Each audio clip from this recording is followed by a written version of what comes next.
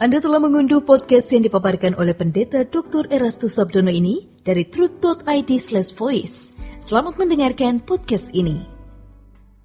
Shalom saudara sekalian. Kebenaran hari ini berjudul Bermartabat Tinggi. Bermartabat tinggi. Tidak ada agama di dunia yang memanggil Allah yang disembah sebagai Bapaknya, atau paling tidak hampir tidak ada. Tetapi di dalam kekristenan orang percaya dapat memanggil Allah sebagai Bapa. Dalam doa Bapa kami, kalimat pertama adalah Bapa kami yang di surga. Secara langsung dan jelas Yesus mengajar kepada orang percaya untuk memanggil Allah sebagai Bapa. Banyak orang tidak mengerti bahwa panggilan Bapa untuk Allah mengandung konsekuensi dan resiko. Bukan sesuatu yang murahan dan bukan sesuatu yang mudah dilakukan. Itulah sebabnya dalam 1 Petrus pasal 1 ayat 17 firman Tuhan mengatakan, dan jika kamu menyebut Bapa, yaitu Dia yang tanpa memandang muka menghakimi semua orang menurut perbuatannya, maka hendaklah kamu hidup dalam ketakutan selama kamu menumpang di dunia ini. Hidup dalam ketakutan selama menumpang di dunia artinya hidup dalam sikap hormat kepada Allah dengan kegentaran yang kudus dan tulus kepadanya. Secara tidak langsung Yesus menunjukkan bahwa kalau kita memanggil Allah sebagai Bapa, kita tidak boleh hidup sama seperti mereka yang tidak memanggil Allah sebagai Bapa. Itulah sebabnya di dalam 1 Petrus pasal 1 ayat 18 dan 19 tertulis, sebab kamu tahu bahwa kamu telah ditebus dari cara hidupmu yang sia-sia, yang kamu warisi dari nenek moyangmu itu, bukan dengan barang yang fana, bukan pula dengan perak atau emas,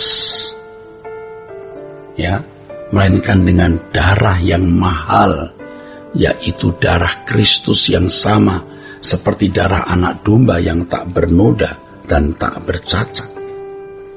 Ayat ini menunjukkan bahwa penebusan oleh darah Yesus membuat kita menjadi anak-anak Allah. Oleh sebab itu, saudara, kita harus mengenakan gaya hidup yang baru. Gaya hidup yang baru, saudara, yaitu cara hidup anak-anak Allah. Inilah konsekuensi memanggil Allah sebagai Bapa. Konsekuensi yang harus kita penuhi sepanjang kita hidup di bumi ini sampai nanti di kekekalan.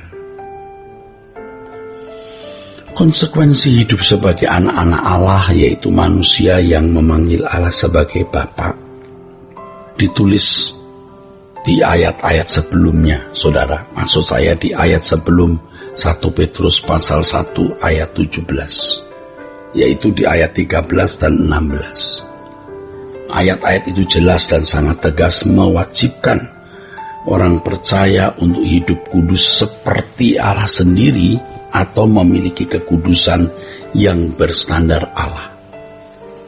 Kalimat di dalam ayat-ayat itu jelas sekali menunjukkan bahwa orang yang memanggil Allah sebagai Bapa harus hidup di dalam kekudusannya. Kekudusan Allah maksudnya, saudara. Dalam 1 Petrus pasal 1 ayat 13-16 tertulis demikian.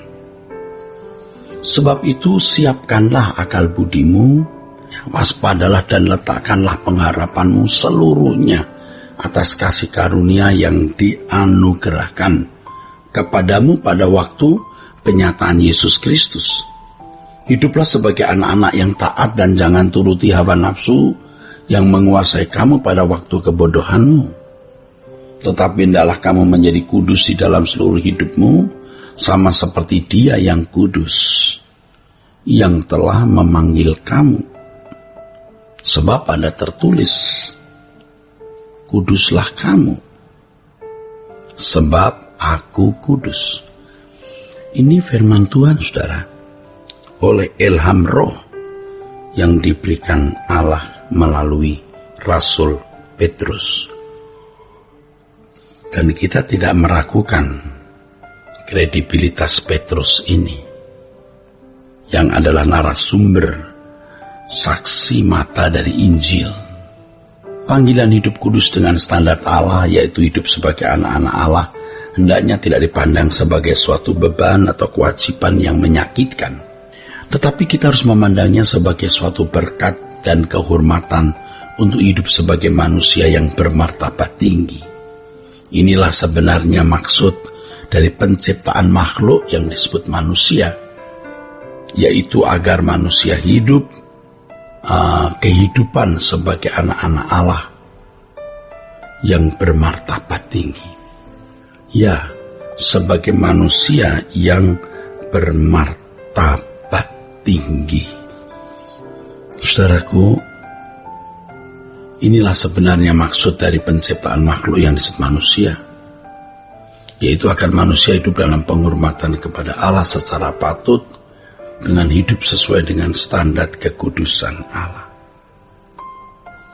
Keselamatan dalam Yesus Kristus sejatinya hendak mengembalikan manusia kepada rancangan awal semula ini.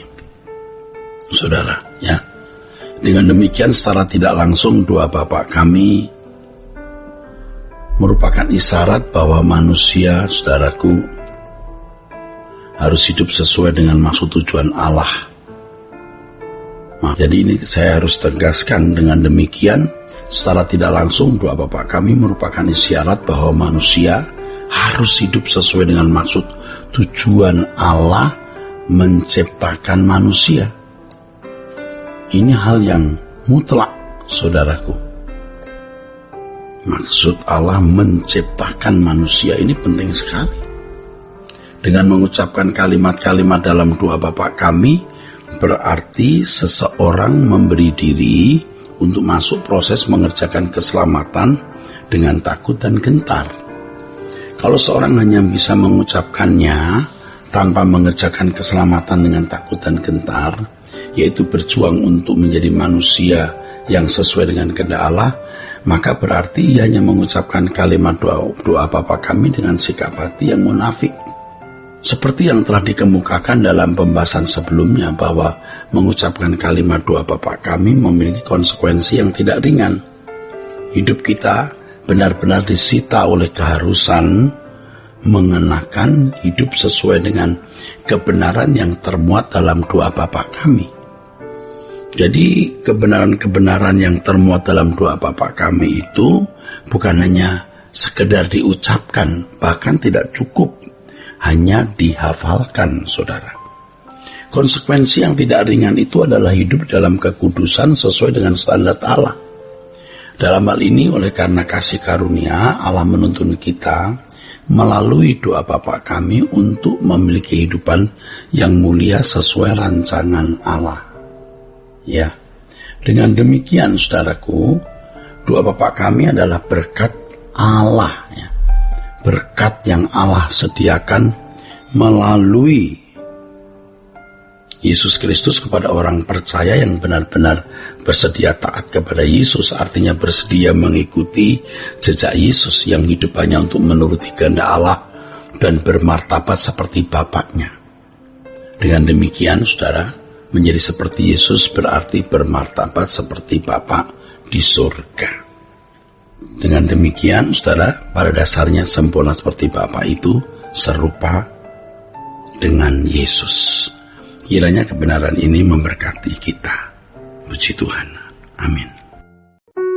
Untuk berlangganan renungan harian dalam bentuk cetak, silakan hubungi Truth Literatur di nomor telepon 0878 7870 7000. Untuk mendapatkan CD khotbah, MP3 renungan Truth, dan CD album lagu produksi Sola Gracia, Anda dapat menghubungi di hari dan jam kerja di nomor telepon 021 638 60953. Tuhan Yesus memberkati.